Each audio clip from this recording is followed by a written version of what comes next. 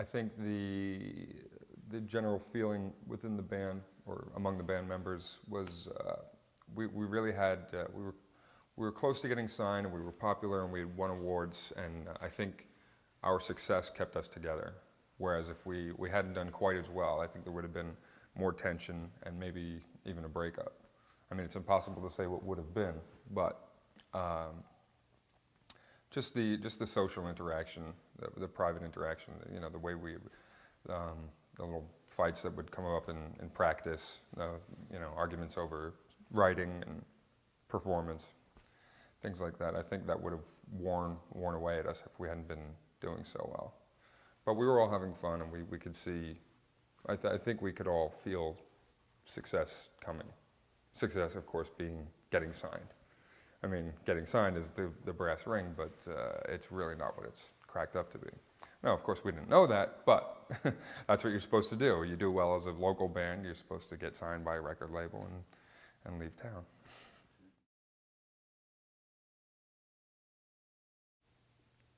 Writing with Brian Warner was always easier when he had a well-developed lyrical idea.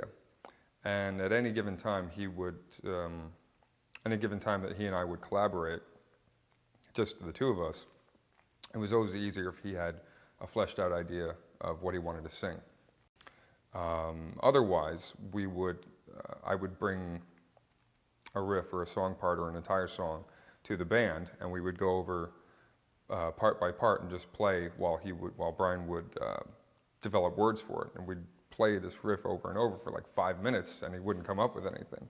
And one of the things that created tension was we were wasting time because he didn't have an idea for something, which is okay, but you know, we had practiced enough, and I thought I had taught him enough how to work things out better and smoother. And I think he took offense to the idea of me helping him or like teaching him anything. You know, sort of that kid's mentality of no, I can do it. So, but like I said, I think the success we were having, it didn't make the songwriting easier, but it relieved tension. You know, because whenever we worked on a new song or put a new show together, it was the reason was because we were doing well and we would continue to do well. And but in general, the way we would come up with songs was either the band would have an idea and then Brian would adopt lyrics, or it would just be he and I. I mean, that's how we started. It was just he and I, and it was very simple, and I think it worked a lot better than a full band collaboration. But you know, sometimes that changes throughout a band's career.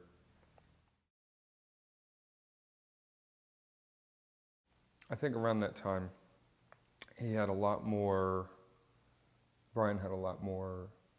ambition than I suspected, than I felt. I mean, he was more ambitious than I was, but I was glad about that because, you know, I would take care of the artistic stuff and the music writing, and he'd push the business end of things.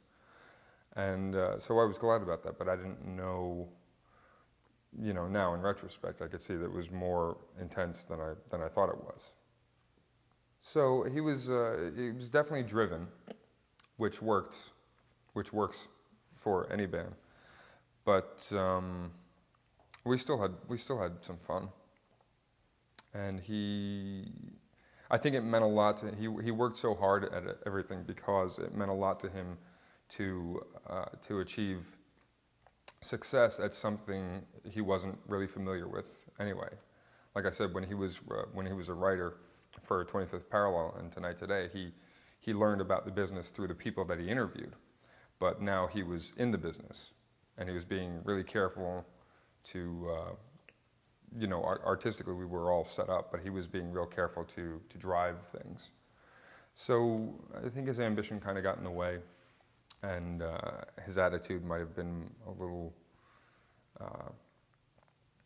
more harsh with people that didn't quite deserve it for business reasons. But that happens, and usually it's the lead singer.